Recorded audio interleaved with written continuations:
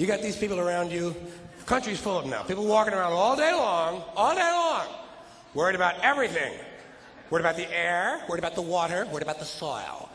Worried about pesticides, insecticides, food additives, carcinogens, worried about radon gas, worried about asbestos. Worried about saving endangered species. Let me tell you about endangered species, all right? Saving endangered species is just one more arrogant attempt by humans to control nature. It is arrogant meddling. It's what got us in trouble in the first place. Doesn't anybody understand that? Interfering with nature. Over 90%, way over 90% of all the species that have ever lived on this planet, are gone. They're extinct. We didn't kill them all. They just disappeared. That's what nature does. They disappear these days at the rate of 25 a day, regardless of our behavior, I mean. Irrespective of how we act on this planet, 25 species that were here today will be gone tomorrow. Let them go gracefully. Leave nature alone. Haven't we done enough? We're so self-important. So self-important. Everybody's going to save something now. I'll save the trees, save the bees, save the whales, save those snails. And the greatest arrogance of all, save the planet. What? Are these fucking people kidding me? Save the planet? We don't know how to take care of ourselves yet.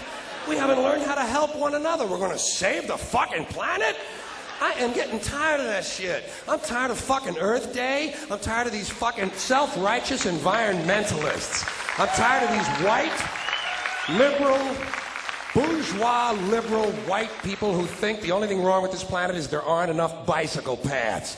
Trying to make the world safe and clean for their Volvos. And I'm really sick of these rock stars and movie stars going to work off their cocaine guilt by saving a forest somewhere. Besides, there's nothing, first of all, the environmentalists don't give a shit about the planet. They don't care about the planet. Not in the abstract, they don't. You know what they're interested in? A clean place to live. Their own habitat. They're worried that someday in the future they might be personally inconvenienced. Narrow, unenlightened self-interest doesn't impress me. Besides, there's nothing wrong with the planet.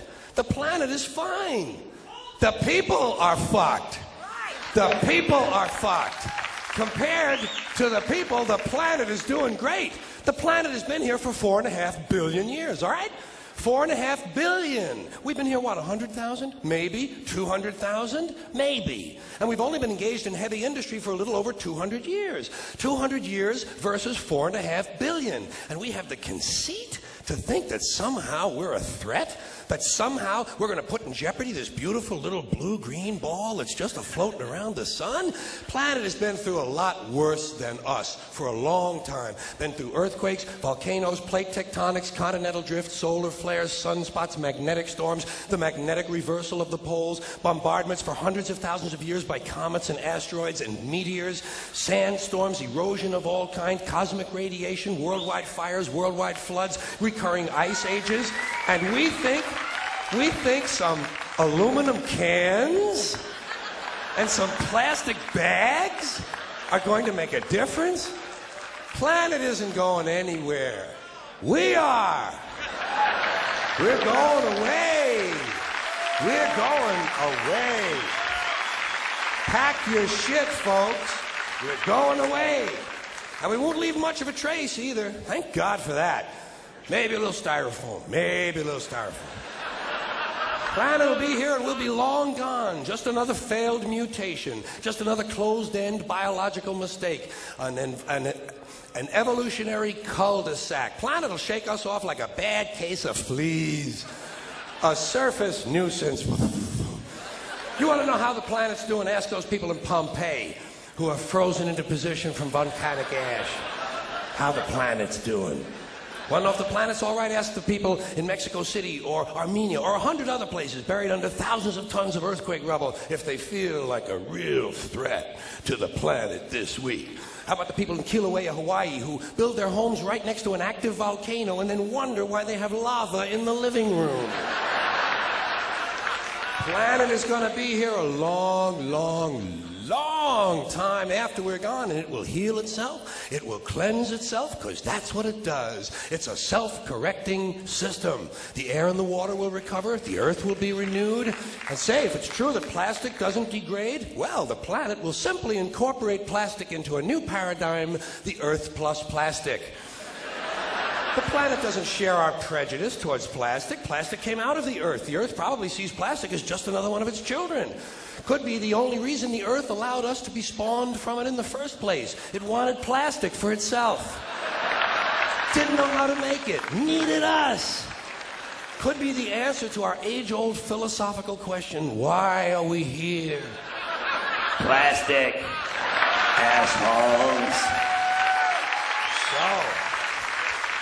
So, the plastic is here, our job is done, we can be phased out now, and I think that's really started already, don't you? I mean, to be fair, the planet probably sees us as a mild threat, something to be dealt with, and I'm sure the planet will defend itself in the manner of a large organism, like a beehive or an ant colony can muster a defense. I'm sure the planet will think of something. What would you do if you were the planet trying to defend against this pesky, troublesome species? Let's see, what might... viruses. Viruses might be good. They seem vulnerable to viruses. And viruses are tricky, always mutating and forming new strains whenever a vaccine is developed. Perhaps this first virus could be one that compromises the immune system of these creatures. Perhaps a human immunodeficiency virus, making them vulnerable to all sorts of other diseases and infections that might come along.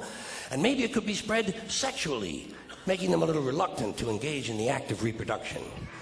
Well, that's a poetic note. And it's a start. And I can dream, can't I? I don't worry about the little things. Bees, trees, whales, snails. I think we're part of a greater wisdom than we will ever understand. A higher order. Call it what you want. You know what I call it? The big electron. The big electron. Whoa. Whoa. Whoa. It doesn't punish. It doesn't reward. It doesn't even judge. It just is.